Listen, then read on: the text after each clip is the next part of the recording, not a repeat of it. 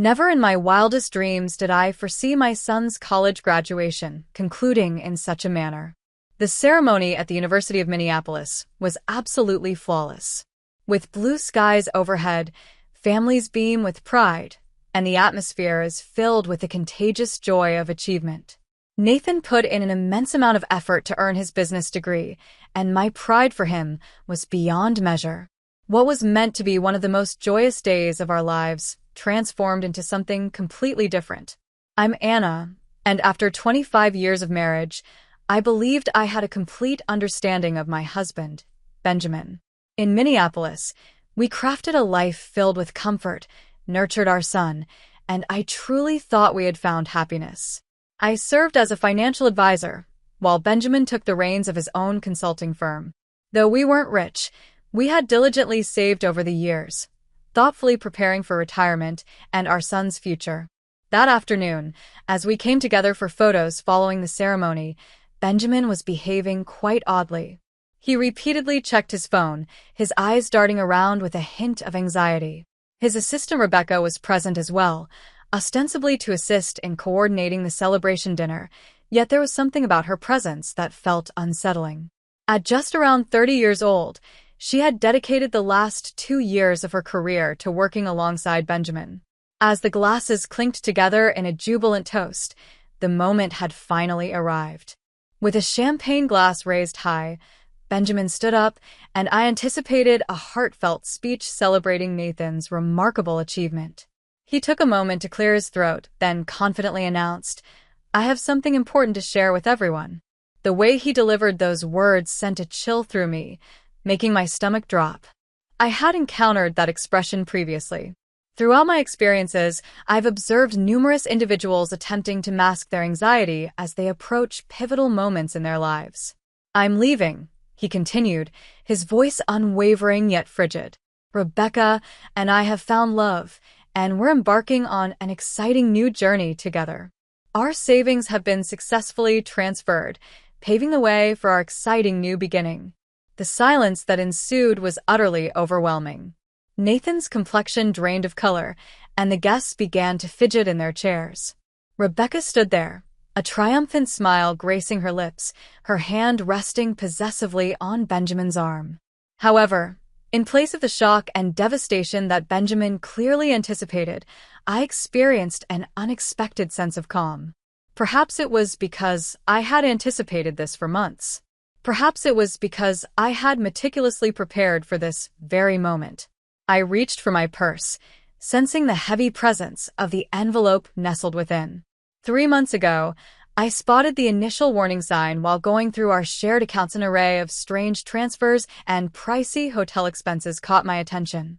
As a financial advisor, I've honed my skills to identify irregularities, and let me tell you, these were not mere random splurges. They adhered to a specific pattern. Charges consistently showed up on the days when Benjamin asserted he was putting in extra hours at work. Minneapolis may not be the largest city, but one hotel name kept popping up repeatedly.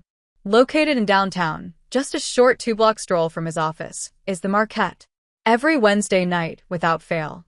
It's always the same suite. I chose not to confront him right away. Instead, I began to explore further. 2 decades spent immersed in the world of numbers have instilled in me a deep sense of patience and an unwavering commitment to precision. I meticulously monitored each transaction, every receipt, and every questionable activity in our accounts. The evidence continued to accumulate. Imagine securing dinner reservations for 2 at lavish restaurants, indulging in jewelry from Tiffany's, and booking first-class plane tickets to exotic Caribbean destinations you never even knew existed. Next, we witnessed the offshore account transfers. Benjamin believed he was being quite shrewd, stashing away cash in a Cayman Islands account. However, he had overlooked one vital piece of information. I have managed our taxes for the last 15 years. I was fully aware of each legitimate account, every investment, and every single penny we had saved together. These new transactions stood out vividly, almost like neon signs in the night. The ultimate confirmation arrived from my friend Laura, who works in HR at Benjamin's firm. One afternoon in March, she reached out to me, her voice filled with uncertainty.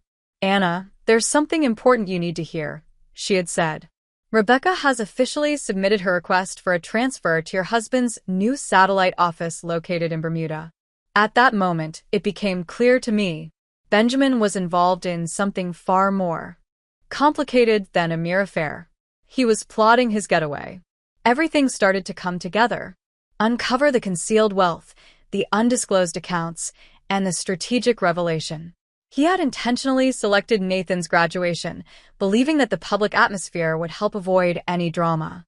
Little did he know, I had already reached out to my lawyer, Patricia. We dedicated weeks to meticulously preparing everything. We have the divorce petition, the asset freeze, and the tax fraud evidence.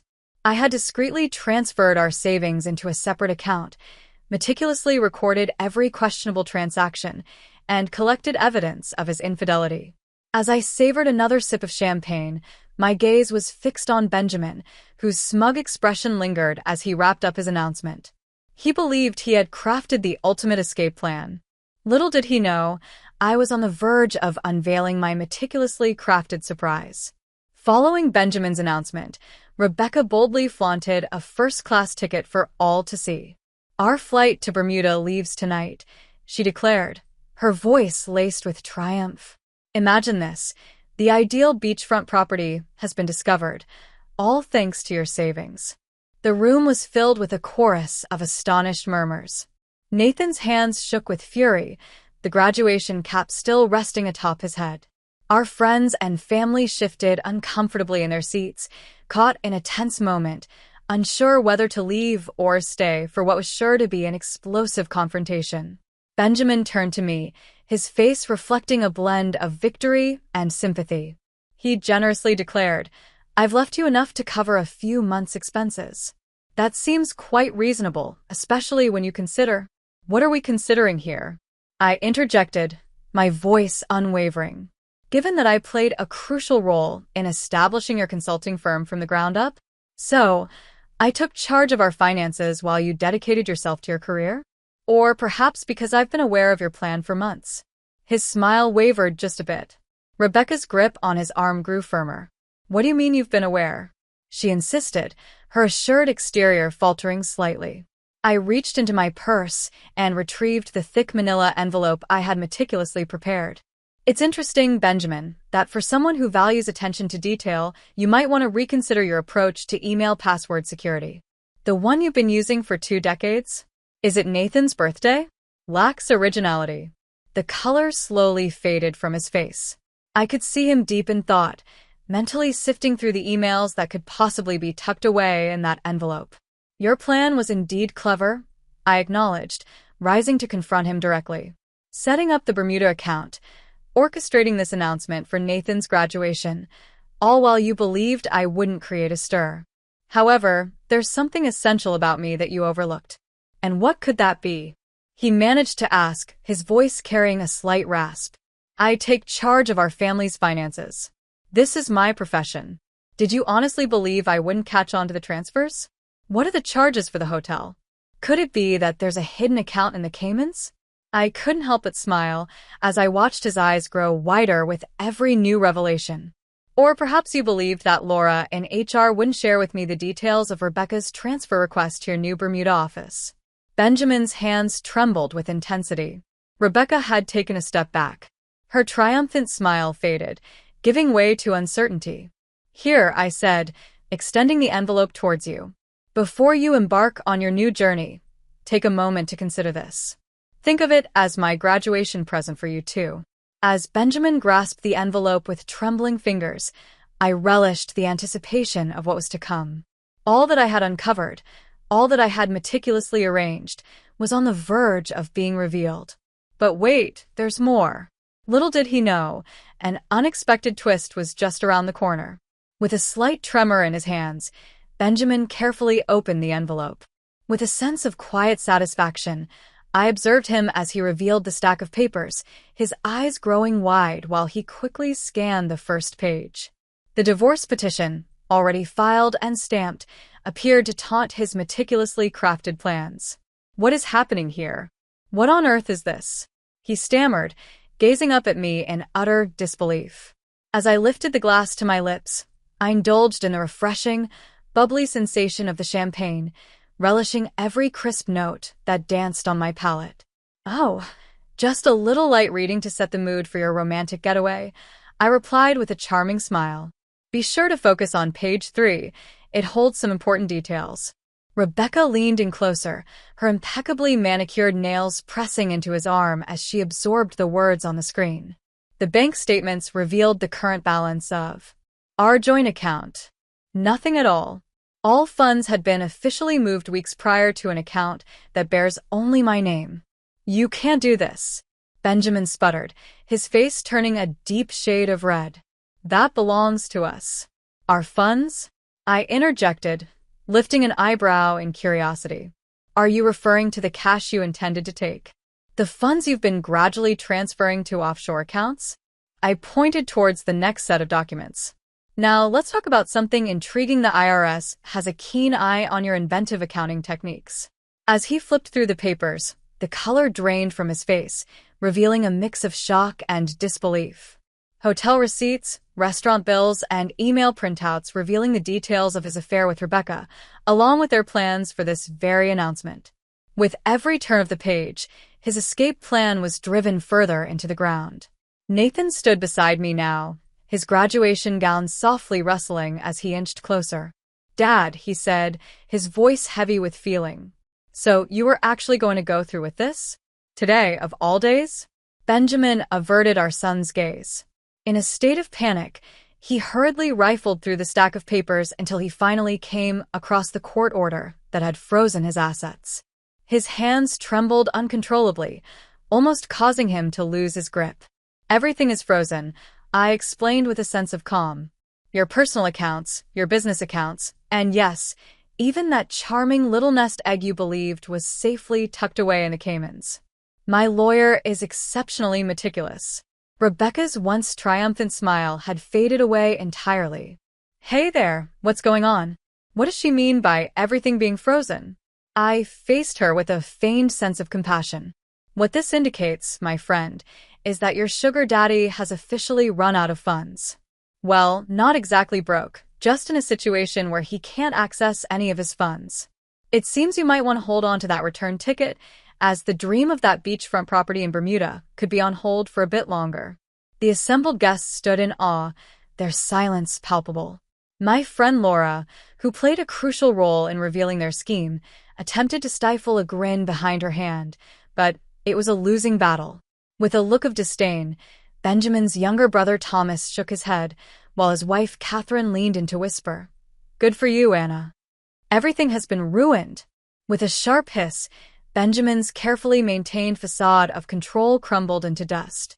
I moved in a bit closer, my voice dropping to a whisper just for his ears. "Everything was ruined the moment you chose to betray our family. I'm here to ensure that you understand the outcomes of your decisions." The stack of papers slipped from his grasp, scattering across the floor in a chaotic flurry, reminiscent of fallen leaves dancing in the wind.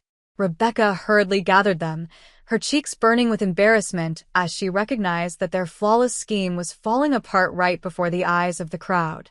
As Benjamin approached the last document, his composure began to unravel. It was a formal letter from the board of directors, and the weight of its significance loomed large.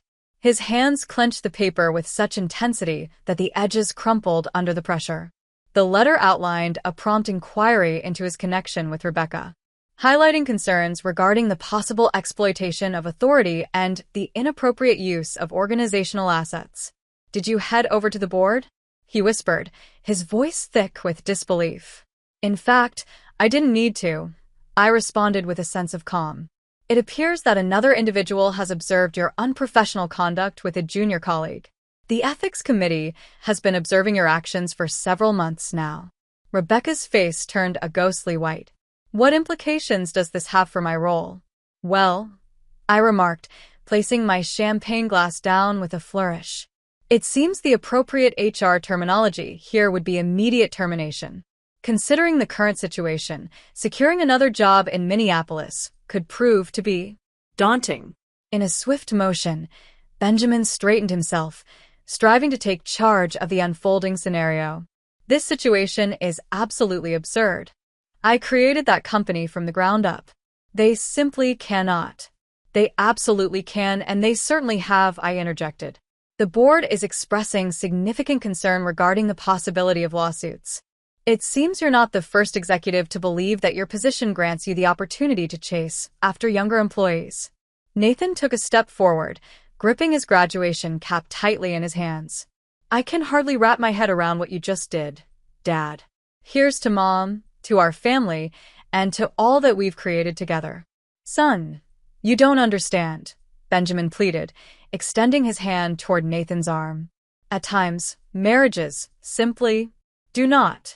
Nathan flinched at the contact, pulling back sharply. There's no need to explain this away. On my graduation day, you had plans to take Mom's savings and escape with your assistant. I completely understand. Rebecca, regaining her composure, set out to salvage whatever she could. Benjamin, there's no way they can prove anything about us. We have the power to stand against this. I chuckled, the sound piercing through the thick tension in the air.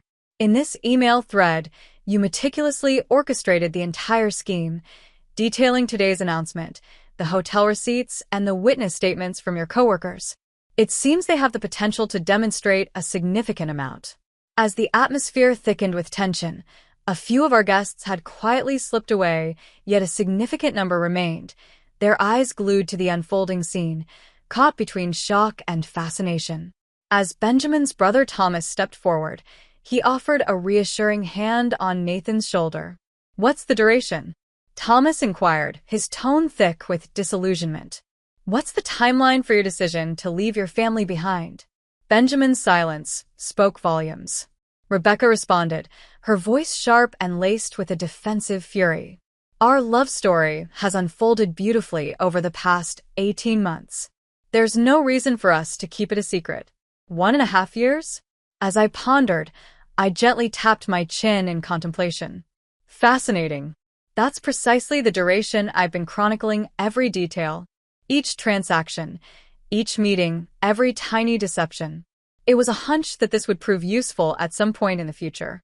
Benjamin's expression shifted as the weight of realization settled in. As he meticulously plotted his escape, I was already 2 steps ahead, quietly constructing an unassailable case against him. His flawless scheme, his aspirations for a fresh start with his youthful aide, his meticulously concealed fortune. Everything was cascading away from him, just like grains of sand slipping through his grasp. In a final, frantic effort, Benjamin sought to rescue his disintegrating reality. Anna, let's be reasonable, he said, his voice dropping to that familiar, persuasive tone he had mastered in countless business negotiations. Let's find a way to make this work, splitting everything down the middle and keeping things respectful. 50-50? I laughed, a true sense of amusement in my tone. What are we talking about here? Did you think you could keep that money a secret? The organization that's on the verge of letting you go? Or maybe you're referring to the house that's exclusively under my name. His head jerked upward. What do you mean exclusively in your name? Do you recall last month when you had too much on your plate to make it to the mortgage refinancing meeting? You've just completed the paperwork I brought back with me. I couldn't help but smile as I observed the moment of understanding light up his face. It's crucial to thoroughly review documents before putting your signature on them, Benjamin.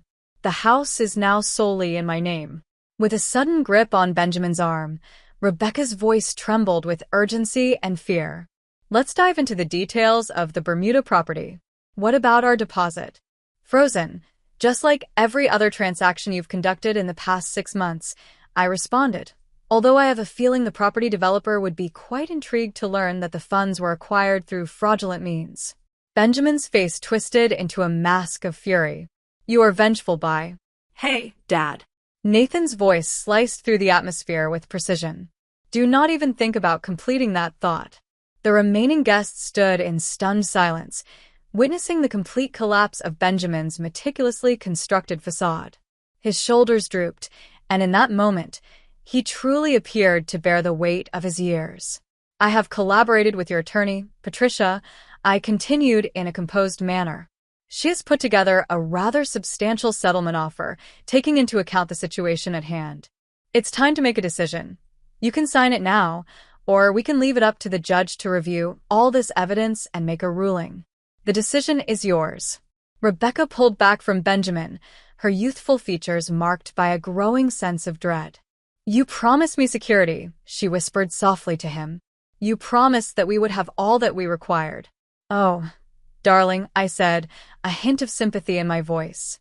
"He made a promise of security to me 25 years ago. Just take a moment to appreciate how well that turned out." With a look of sheer disgust etched across his features, Thomas made his way towards his brother. "Have you been using the family lake house, which you've been keeping up for Mom and Dad, for your little rendezvous as well?" Benjamin's silence spoke volumes. "I'll deliver the message myself," Thomas declared with intensity. "They need to understand the transformation their son has undergone." Nathan, clad in his graduation robes, squared his shoulders with determination. "I believe it's time for you both to go," he stated, his voice unwavering even as emotion flickered in his eyes. "Today has already seen its fair share of ruin." As I observed, the very fabric of Benjamin's existence unraveled before my eyes. What was meant to be a proud moment at his son's graduation turned into a spectacle of ultimate humiliation, a twist of fate he never saw coming. The murmurs and glances from our visitors, the look of disdain on his brother's face, and the disappointment reflected in his son's gaze. Everything was collapsing around him in an overwhelming rush. Consider taking a coach flight to Bermuda. It's possible that first class could be slightly beyond your budget at this moment. As Benjamin and Rebecca quietly slipped away from the graduation celebration, I turned to our remaining guests, wearing a bright smile. Now that the surprise entertainment has wrapped up, it's time to give Nathan's achievement the celebration it truly deserves. With a burst of energy, Laura dashed towards me, wrapping her arms around me in a warm embrace. "Anna, that was absolutely brilliant," she whispered. I've never witnessed Benjamin at a loss for words before. Nathan draped an arm around my shoulders. "Wow, Mom. I can't believe you've been keeping this a secret for months. What kept you so composed?" "Years spent managing the finances of others instilled in me a sense of patience," I said, gently squeezing his hand. "Witnessing the unraveling of your father's plans was a reward that made every moment of anticipation worthwhile." Thomas lifted his glass high. "To Anna, who just delivered the most gratifying display of justice I've ever seen. And to Nathan, whose graduation is destined to be etched in our memories for years ahead." The remaining guests erupted in laughter, their glasses clinking together in a joyful symphony. The atmosphere shifted from tension to celebration as everyone came together to give Nathan the congratulations he truly deserved. Catherine, the wife of Thomas, discreetly pulled me aside. "Did you see that letter from the board? You managed to time everything just right, didn't you?" A smile spread across my face. For months, the ethics committee had been meticulously constructing their case. I ensured that their announcement perfectly aligned with his scheduled escape. In finance, timing is crucial. And vengeance. As we transitioned the celebration to the restaurant I had reserved, which was notably different from the one Benjamin had intended to use, I felt a sense of lightness that I hadn't experienced in years. What once felt like the heavy burden of Benjamin's betrayal and deception has now transformed into a powerful sense of triumph and liberation. Nathan leaned in closer and softly said, "This is the best graduation gift ever, Mom." 2 weeks later, I found myself sitting across from Patricia in her downtown Minneapolis office, going over the final divorce settlement. Benjamin signed everything without a hint of resistance, the confrontation we had on graduation day having completely sapped his will to fight. What the company's ethics investigation uncovered was even more shocking than what I had found. 3 additional young assistants stepped forward, sharing their accounts of Benjamin's inappropriate conduct. He was terminated by the board without hesitation, leaving his reputation in the business community utterly shattered. Rebecca, confronted with her own professional turmoil, swiftly cast aside their dreams of a new life together. Last I heard, she had returned to Chicago to stay with her parents, her aspirations of becoming a trophy wife in Bermuda completely dashed.